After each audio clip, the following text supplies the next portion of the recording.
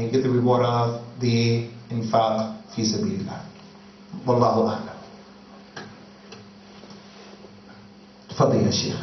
For the length of the cloth, in this country we used to wear some clothes, smashing the floor, and sometimes we are wearing the socks, going to toilet, doing massage, or that.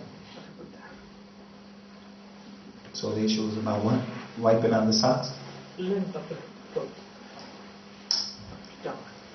Concerning the length of the clothes, Khwani, this is an issue that many people, they are mutahawinun, and it's not acceptable to be mutahawin, especially in the salat.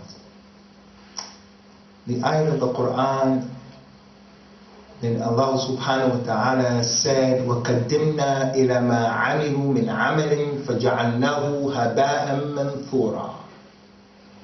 We're going to come to the Adis, Yawm al-Qiyamah, and we're going to make the Adis scattered particles. Like if you have a mukhatta, pillow, and the sun is coming through, the light is coming through, and you hit the pillow, and you see those scattered particles.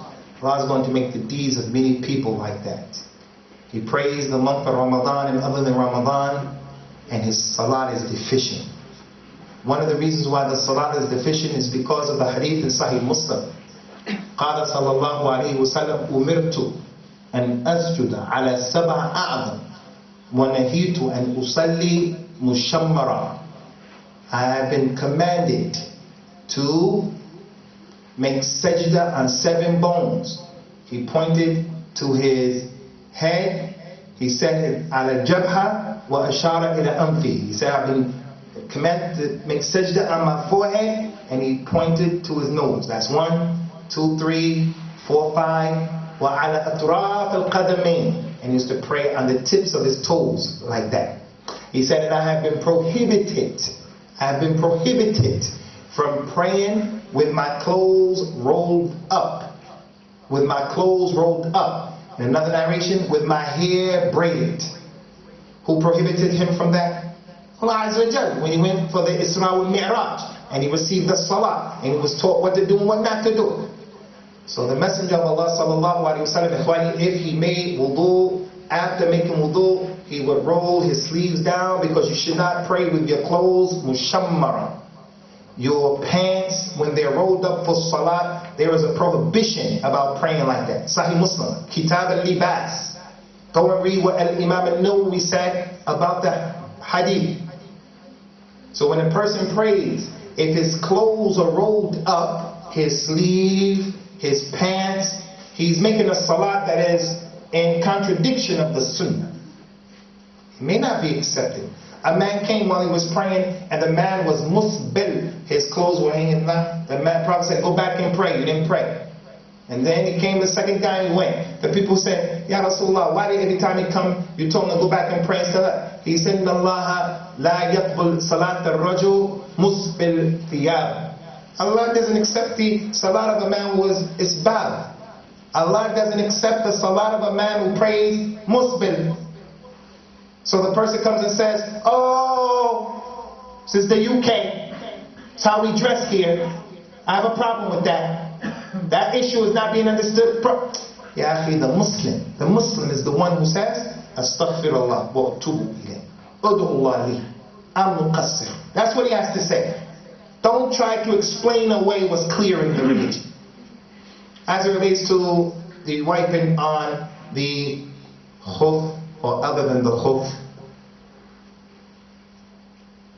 Allah Ta'ala has sent a religion that is easy, ikhwani, as the Prophet told us, sallallahu alayhi wa sallam, inni bu'ithtu bil hanafiyyati samha. I've been sent with a religion that makes things easy for the people. وَمَا جَعَلَ اللَّهُ عَلَيْكُمْ فِي الدِّينِ مِنْ حَرَجٍ مِلَّةَ أَبِيكُمْ إِبْرَاهِيمَ. Nothing has been made difficult upon you people in your religion. This is the religion of Ibrahim. If the lady is pregnant in the first month of Ramadan, she can fast. But Islam told her she doesn't have to fast. And all she has to do is feed a person for 1 day. That's it. Not feed and make up.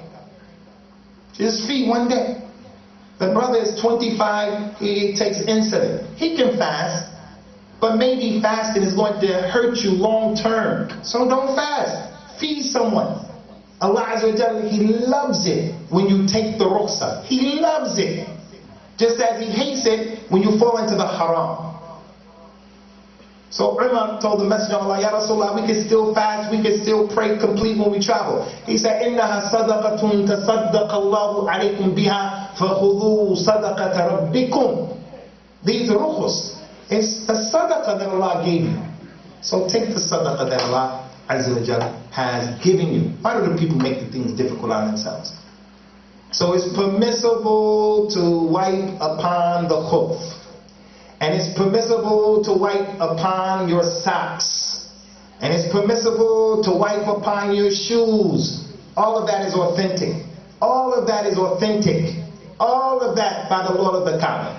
And for our brothers who are from the Hanafi madhab, there's a tremendous scholar from the Ahnaf, who was a latter-day scholar, died about 120 years ago. His name is Ali al-Qari. Ali al-Qari, a muhaddith. He wrote a book called Al-Masj al-Jawrabain, the wiping over the socks, in which he brought all of the adillah to show that the Prophet allowed the people to wipe on the socks. On the socks.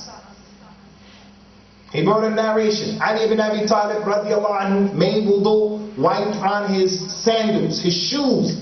And then he went into the masjid and he took his shoes off. And he went into the masjid and prayed. So the people come up with shurut. You can't wipe over your socks if they're not made of khuf. If they're not made of leather, jald. And you only can wipe over those if you can walk 40 meters in it. But if you walk 39.7 meters, you can't wipe over that. And he did the companions, you can't wipe over them if they had holes in them. What do you think the companions had socks that were brand new? They were fuqara masakin. The man was leading the salat, a little boy, 7 years old, 7. His father used to bring him to Al-Medina when the men would go to get knowledge.